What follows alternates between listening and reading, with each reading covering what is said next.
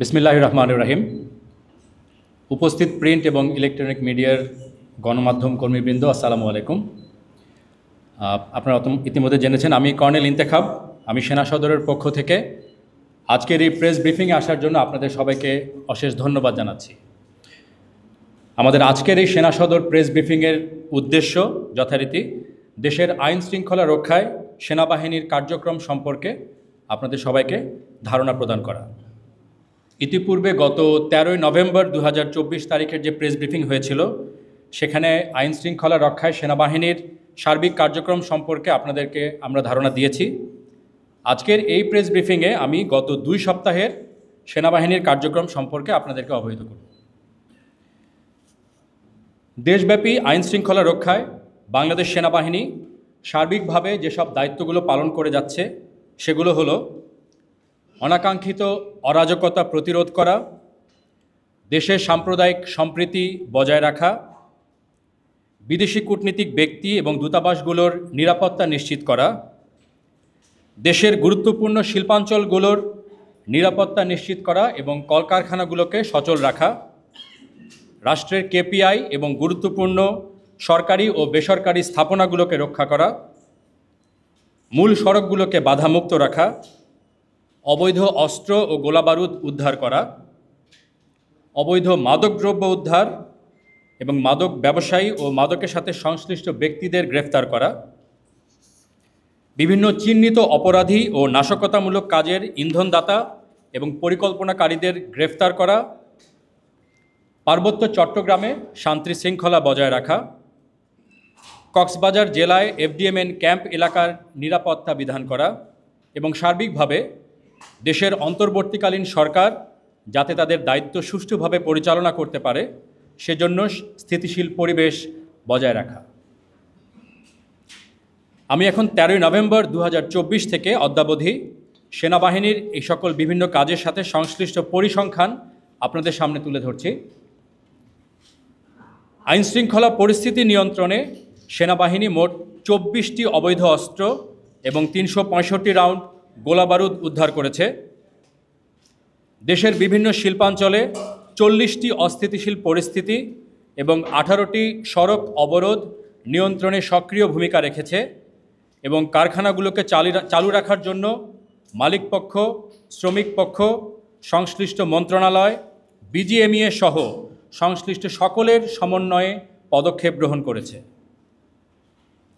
শিল্পাঞ্চল ছাড়াও 63টি বিভিন্ন ধরনের বিশৃঙ্খল পরিস্থিতি নিয়ন্ত্রণ করা হয়েছে, যার মধ্যে শিক্ষা প্রতিষ্ঠান সংক্রান্ত ঘটনা ছিল 16টি, সরকারি সংস্থা বা অফিস সংক্রান্ত ছিল 1টি, রাজনৈতিক কোন্দল 6টি এবং অন্যান্য বিভিন্ন ধরনের ঘটনা ছিল 40টি।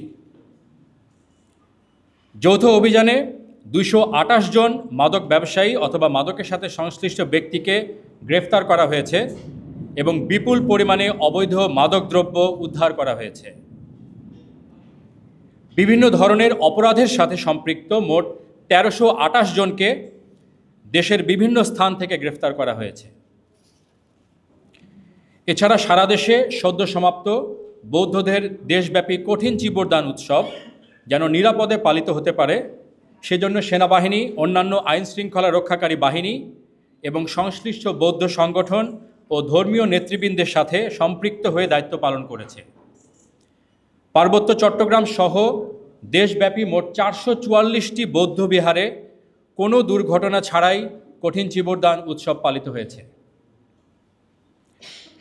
এছাড়া নভেম্বর মাসের 15 থেকে 16 এবং 20 তারিখে সনাতন ধর্মাবলম্বী মাতুয়া গোষ্ঠীর রাস মেলা ও নবান্ন উৎসব উদযাপনের জন্য গোপালগঞ্জ, বাগেরহাট, পিরোজপুর ও পটুয়াখালী জেলায় নিরাপত্তা সহায়তা প্রদান করা হয়েছে এবং উভয় অনুষ্ঠান অত্যন্ত আনন্দ এবং উদ্দীপনার সাথে পালিত হয়েছে।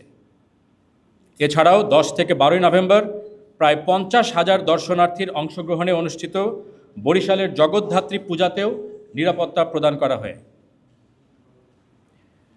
সেনাবাহিনীর এ সকল কর্মধারা বিনা বাধায় সম্পন্ন হয়নি।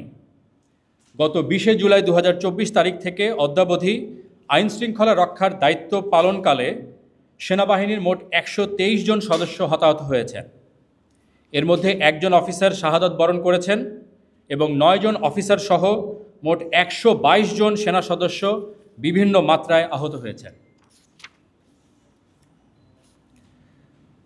17 সেপ্টেম্বর 2024 তারিখে দায়িত্ব পালনের সুবিধার্থে সশস্ত্র বাহিনীর ক্যাপ্টেন ও তদূর্ধ্ব পদবীর অফিসারদের সরকার কর্তৃক যে নির্বাহী ম্যাজিস্ট্রেসি ক্ষমতা প্রদান করা হয় তা গত 15 নভেম্বর 2024 তারিখে পুনরায় 60 দিনের জন্য বর্ধিত করা হয়েছে।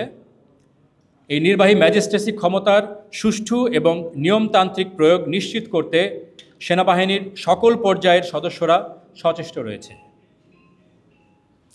এবারে আমি কুকি চিন ন্যাশনাল আর্মির বিরুদ্ধে পার্বত্য চট্টগ্রামে চলমান অভিযান সম্পর্কে কিছু তথ্য উপস্থাপন করছি। বান্দরবানের দুর্গম পাহাড়ি অঞ্চলে সশস্ত্র সন্ত্রাসী সংগঠন কুকি চিন ন্যাশনাল আর্মির হাত থেকে স্থানীয় নিরীহ জনগোষ্ঠীকে রক্ষায় বাংলাদেশ সেনাবাহিনীর নেতৃত্বে একটি বিশেষ যৌথ অভিযান গত এপ্রিল 2024 থেকে পরিচালিত হয়ে আসছে। সর্বোচ্চ সতর্কতার সাথে মানবাধিকার রক্ষা করে সুনির্দিষ্ট গোয়েন্দা তথ্যের ভিত্তিতে পরিচালিত এই অভিযানে এখন পর্যন্ত 179 জন কেএনএর সক্রিয় সদস্য অথবা সহায়তাকারীদের গ্রেফতার করা হয়েছে। অভিযানে স্বয়ংক্রিয় অস্ত্রসহ মোট 60টি বিভিন্ন ধরনের অস্ত্র এবং বিপুল পরিমাণে গোলাবারুদ ও সামরিক সরঞ্জামাদি যেমন দূরবীন, ম্যাপ, আইইডি প্রস্তুতির সরঞ্জাম, ওয়াকিটকি, ইউনিফর্ম, ল্যাপটপ ইত্যাদি উদ্ধার করা হয়েছে।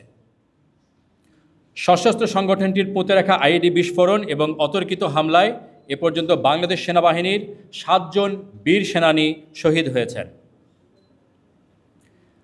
আইন শৃঙ্খলা রক্ষার পাশাপাশি বৈষম্য বিরোধী ছাত্র আন্দোলনের বিভিন্ন সময়ে যারা আহত হয়েছেন তাদের সুচিকিৎসার জন্য সেনাবাহিনী অদ্যাবধি 3430 জনকে দেশের বিভিন্ন সিএমএইচে চিকিৎসার ব্যবস্থা করেছে, যার মধ্যে 35 জন এখনও চিকিৎসাধীন রয়েছেন। এ পর্যন্ত 1500-রও বেশি বিভিন্ন ধরনের অস্ত্রোপচার করা হয়েছে, যার মধ্যে 153টি ছিল গুরুত্বপূর্ণ মাত্রা।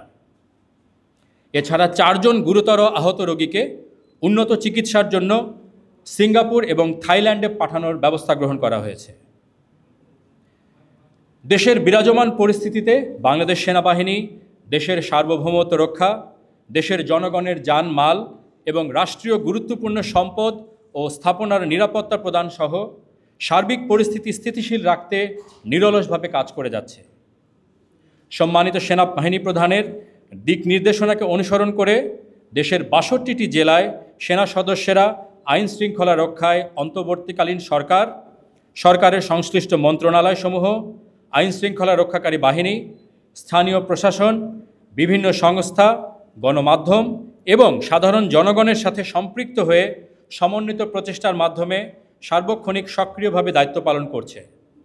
এই সমন্বয় এবং পারস্পরিক সহযোগিতা আরও বৃদ্ধি করে কর্মধারা অব্যাহত রাখতে সেনাবাহিনী অঙ্গীকারাবদ্ধ।